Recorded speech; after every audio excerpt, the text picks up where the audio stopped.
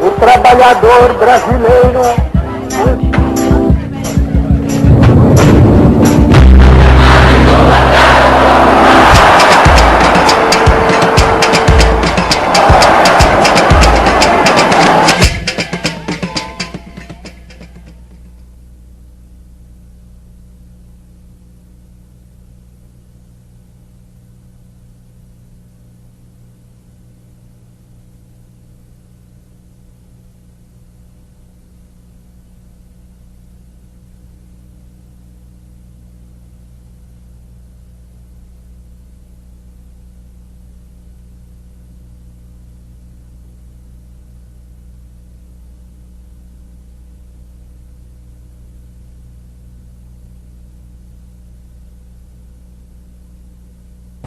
Conseguimos organizar o trabalho nacional segundo os princípios cristãos da justiça social, sem abalos econômicos.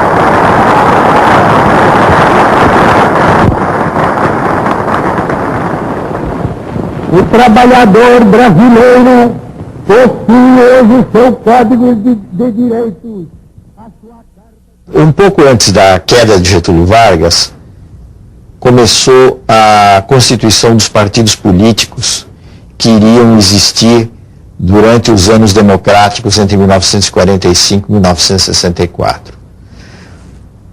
Os principais partidos, ao lado de outros, mas os principais partidos foram a União Democrática Nacional, a UDN, que representava os opositores a Getúlio Vargas.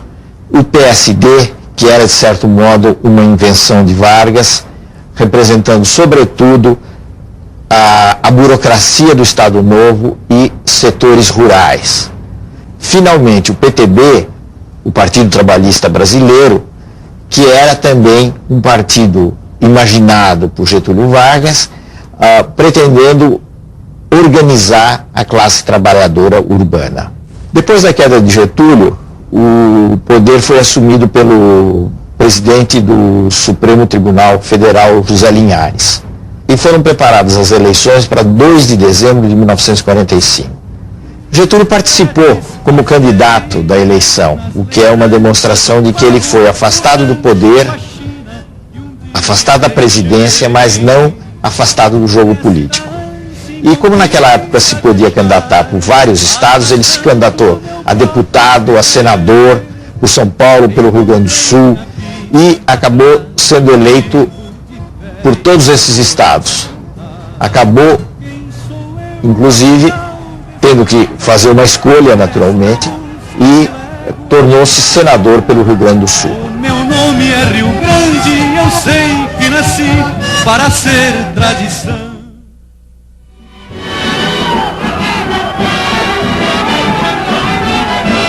Dois principais candidatos disputaram a eleição. De um lado, o general Eurico Gaspar Dutra, que tinha sido uma figura central do Estado Novo, e de outro, o brigadeiro Eduardo Gomes, que era o candidato da oposição, o candidato da UDN. Curiosamente, os dois eram militares, mas a gente pode dizer que Eduardo Gomes era um militar liberal e Dutra vinha da tradição autoritária do Estado Novo. Dutra teve o apoio de Getúlio Vargas. O Getúlio deu o apoio ao candidato nos últimos dias da campanha e com isso atraiu a massa e o voto da massa da classe trabalhadora urbana. Tudo isso explica a ampla vitória de Dutra.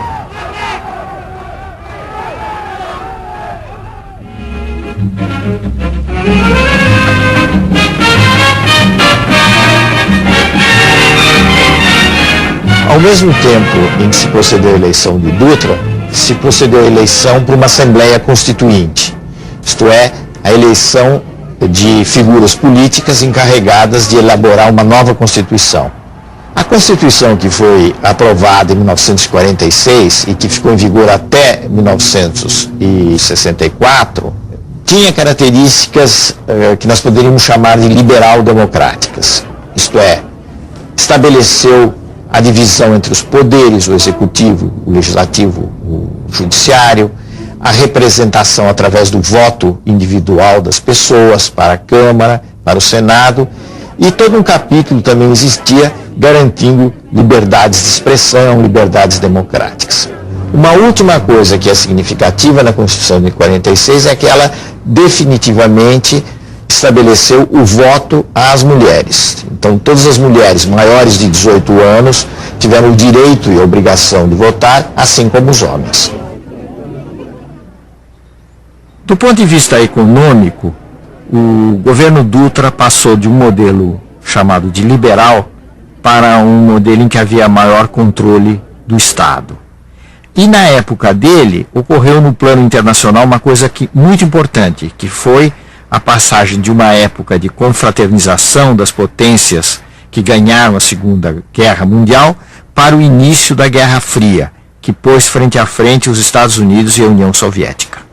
Trabalhadores do Brasil, exercício minha palavra nesse momento nacional.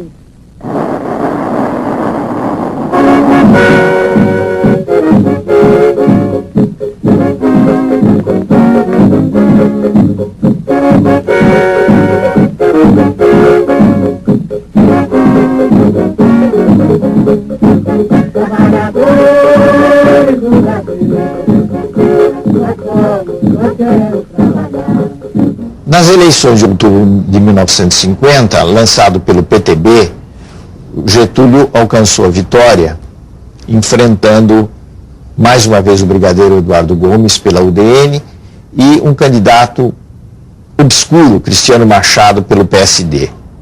Apoiado socialmente por setores que iam desde o empresariado até a classe trabalhadora urbana, Getúlio, pela via democrática, chegou novamente ao poder.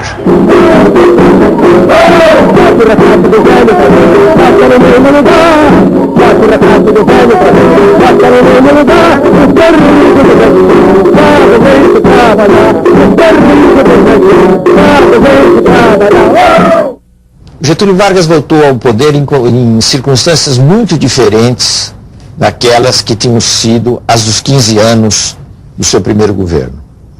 Porque agora ele tinha que lidar com um processo democrático, com uma situação muito mais complicada do que ocorrera, sobretudo no curso do Estado Novo, em que ele tinha um controle muito forte do poder.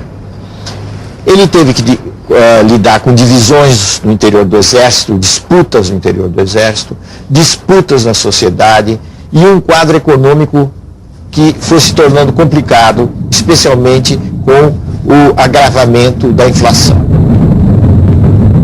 Na área da economia, do grande modelo, digamos assim, da grande orientação econômica, nós podemos dizer que não houve um corte com o advento, com a instalação do período democrático. Por quê? Porque o mesmo modelo de forte intervenção do Estado na economia, de controle da economia por parte do Estado nos setores básicos, continuou a existir.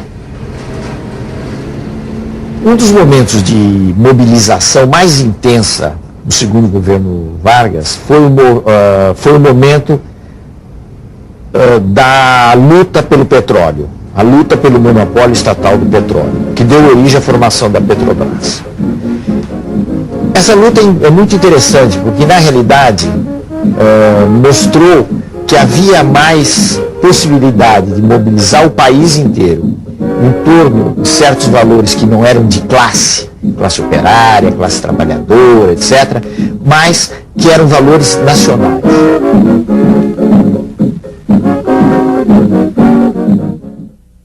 O populismo era um fenômeno que já vinha dos últimos anos do Estado Novo.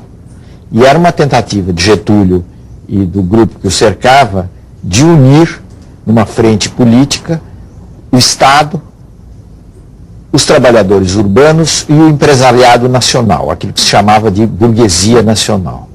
Ocorre que, no segundo governo Vargas, o populismo tomou um aspecto muito mais mobilizador. Quer dizer, Getúlio, cada vez mais convencido de que ele podia mobilizar e se apoiar nas classes trabalhadoras urbanas como um recurso político para os seus objetivos. Esse foi um dos problemas do segundo governo Vargas, na medida que essa política, que não era propriamente uma política conservadora, assustou muitos setores conservadores e especialmente grupos no interior do Exército. Um dos personagens centrais do populismo, da atuação populista, foi João Goulart, que ficou mais conhecido pelo apelido Jango. O Jango foi ministro do Trabalho do Getúlio e era um personagem pelo qual o Getúlio tinha muitas simpatias. Na realidade, Getúlio e Jango tratavam de apoiar os movimentos grevistas, conceder algumas reivindicações e, ao mesmo tempo, controlar, evitar que esses movimentos escapassem dos seus limites.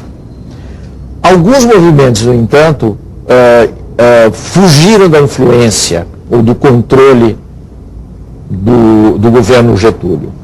O caso mais expressivo foi o de São Paulo, onde ocorreu uma grande greve que começou pelos têxteis, a chamada greve dos 300 mil. Naqueles anos do governo Getúlio, a divisão entre os partidários de Vargas e os inimigos de Vargas, que estavam organizados na UDN, se tornou muito intensa. Em particular, o jornalista Carlos de Lacerda, que era diretor do Jornal do Rio, a Tribuna da Imprensa, se destacava nessa luta feroz, podemos dizer assim, contra Getúlio. E aí, nos círculos do poder, no Palácio do Catete, que era a sede do governo, surgiu a ideia infeliz de se eliminar Carlos Lacerda.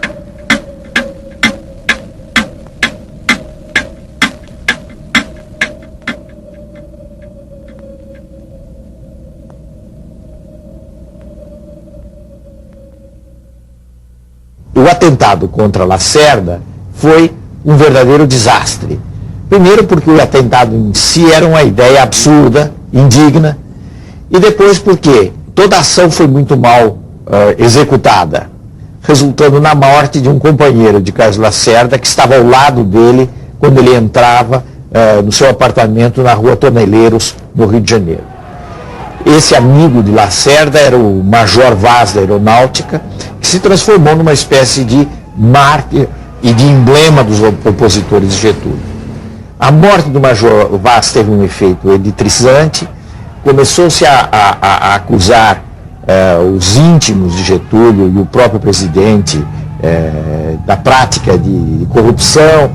O próprio Getúlio falou que havia um mar de lama à volta dele, que ele não conhecia, e ele realmente se sentiu encurralado e acabou dando um tiro no peito em 24 de agosto de 1954, deixando uma carta chamada, famosa carta Testamento de Getúlio Vargas.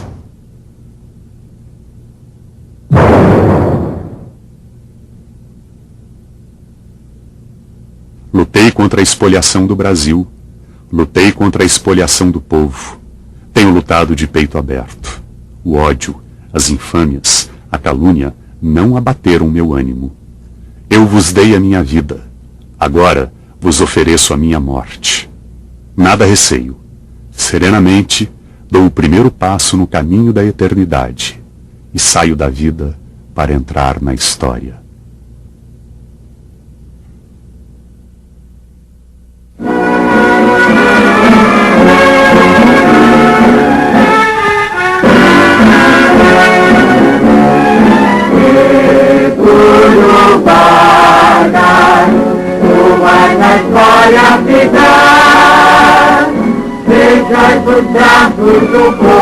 Getúlio foi a figura política mais importante do Brasil no século XX.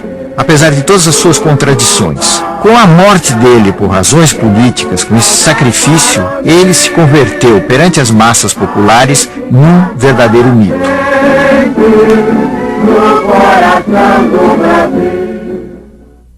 Com a morte de Getúlio Vargas e a impossibilidade de se estabelecer um regime militar no Brasil, como queriam alguns setores, especialmente os setores da aeronáutica, tomou posse regularmente o vice-presidente da República, que era Café Filho.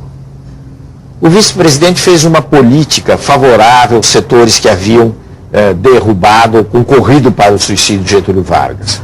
De forma que, sob esse aspecto, não houve propriamente de imediato uma luta política muito forte. Em outubro de 1955 se realizaram eleições. Então, houve uma continuidade no processo democrático, apesar de todo o drama da morte de Getúlio Vargas e dos momentos incertos que se sucederam e que ainda iriam se suceder. Nessa eleição de outubro de 55, se estabeleceu uma união que foi clássica desse período entre o PSD e o PTB. Os dois partidos lançaram a candidatura de Juscelino Kubitschek à presidência da República. Então, Juscelino foi eleito com um percentual de aproximadamente 36% dos votos, tendo-se que considerar que nessa época não existia o processo eleitoral em 2 turnos.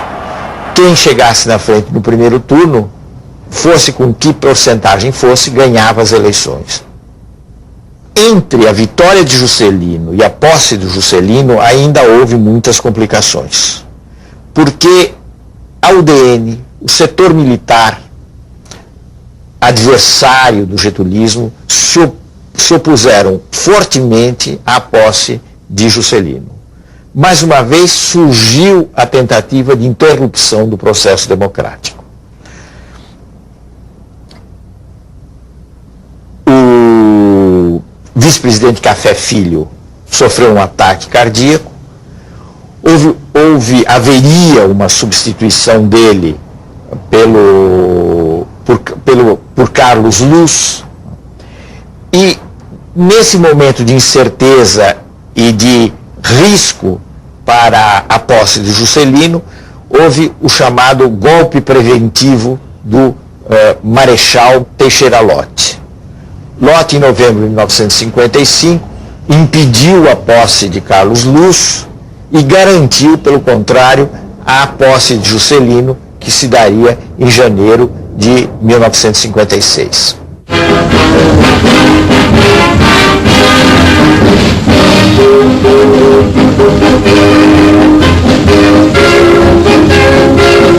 A multidão cresce a cada instante em frente ao Palácio Presidencial. A multidão penetra nos jardins. Da varanda da área interna do andar térreo, o novo presidente passa a receber os cumprimentos dos populares. Desfilam diante do chefe do governo, apertando-lhe a mão e abraçando-o efusivamente, trabalhadores, senhoras, jovens e velhos. O governo de Juscelino, que começou com tantas incertezas, se realizou de uma forma relativamente estável e com muitos apoios. Realmente inédita em nossa história, os bravos soldados do Brasil. O Juscelino conseguiu reunir em torno dele amplos setores da população.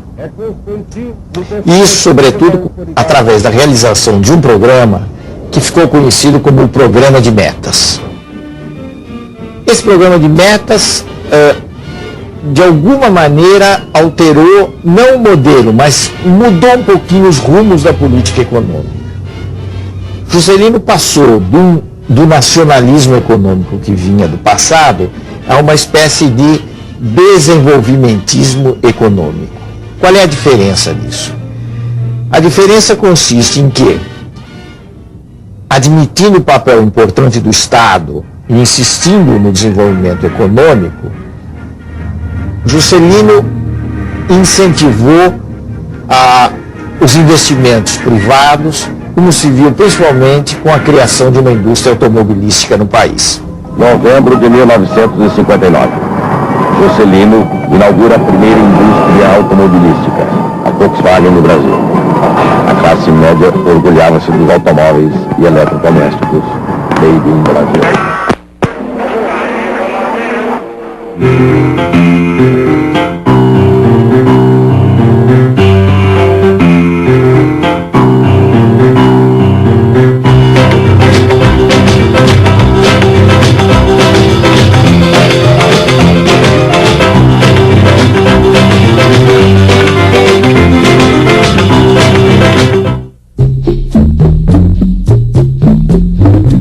construção de Brasília, no centro do país, representou a realização de um velho sonho que vinha existindo desde os fins do século XIX. Do ponto de vista urbanístico, foi algo de impressionante, porque não havia nada em Brasília, havia o Cerrado do Planalto Central, e ali se ergueu uma cidade, toda ela planejada a partir da capacidade de planejamento dos arquitetos Oscar Niemeyer e Lúcio Costa. De tal forma que Brasília se tornou uma espécie de emblema do avanço da civilização, com seus problemas, mas também com as suas virtudes, no centro-oeste do país.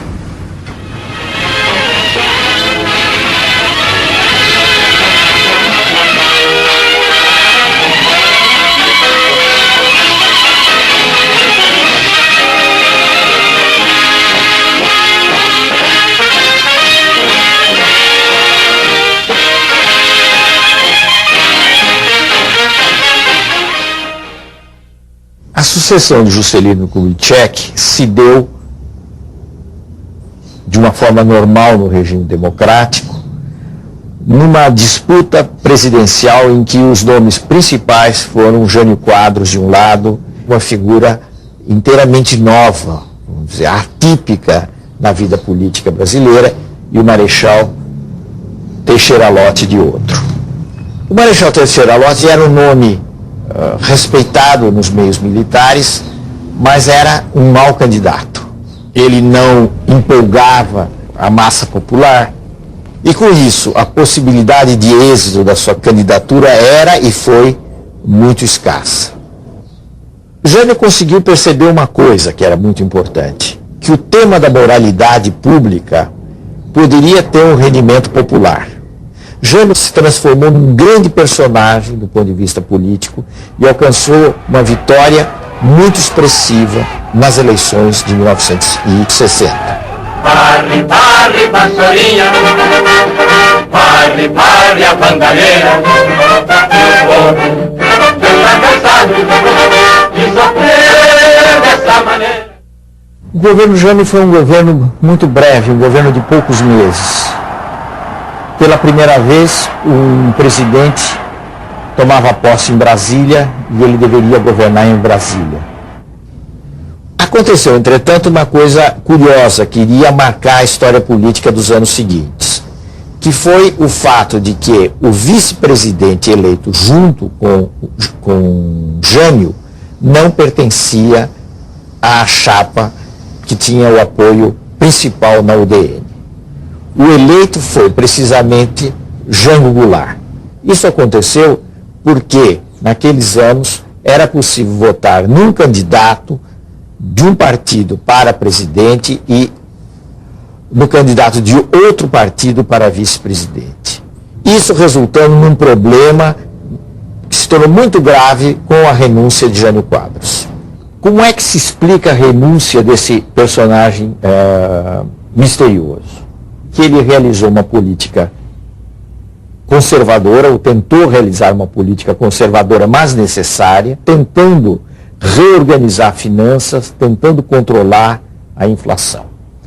Ao mesmo tempo, ele adotou o que se poderia chamar uma política progressista no plano das relações internacionais do Brasil. Em pouco tempo, Jânio perdeu o melhor dos apoios que ele tinha. A esquerda não confiava nele, os nacionalistas não confiavam nele, apesar da política externa independente.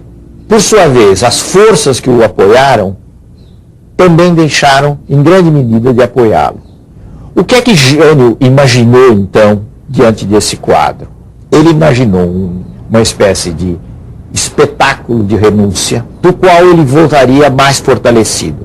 Então isso parecia um expediente que daria certo. Só que deu inteiramente errado. Quando ele renunciou, não se discutiu praticamente a renúncia. Ele veio para São Paulo, praticamente nada aconteceu, e o que ocorreu foi o fato de que ele abriu com isso, com esse gesto profundamente negativo, um vazio, um trauma na vida política brasileira.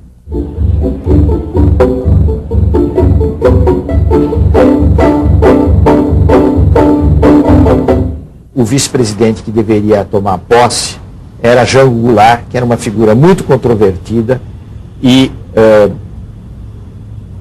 criticado fortemente pelos meios militares que haviam apoiado o Jânio.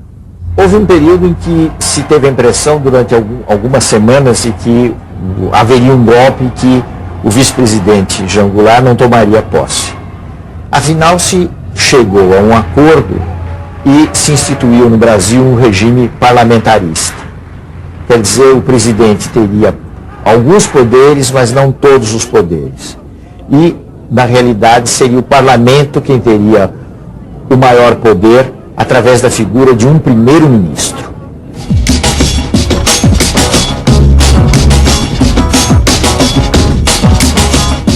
O período de governo de Jango Goulart talvez possa ser definido como um período de populismo radical. Houve um populismo do fim do Estado Novo, depois um populismo mais mobilizador do segundo governo Getúlio, e no governo Jango, na realidade, ele tomou aspectos de maior radicalidade. Houve um comício em março de 1964, no Rio de Janeiro, o famoso comício da Central do Brasil, em que Jango anunciou uma série de medidas de reformas perante uma grande massa da população. E deu com isso a impressão de que estavam se iniciando as chamadas reformas de base, reforma agrária, reforma urbana, que conduziriam o país, ao ver dos conservadores, a um rumo desconhecido. A partir daí, houve uma mobilização social anti-Jango, feita principalmente por uma classe média atemorizada, de tal forma que deu uma base social, civil, ao movimento anti-Jango.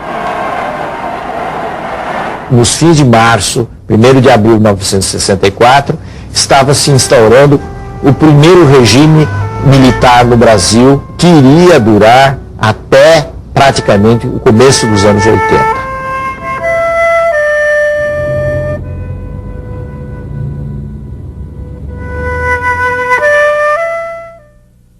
No próximo programa, os generais no poder, o milagre econômico, os sucessos e os fracassos do regime militar no Brasil.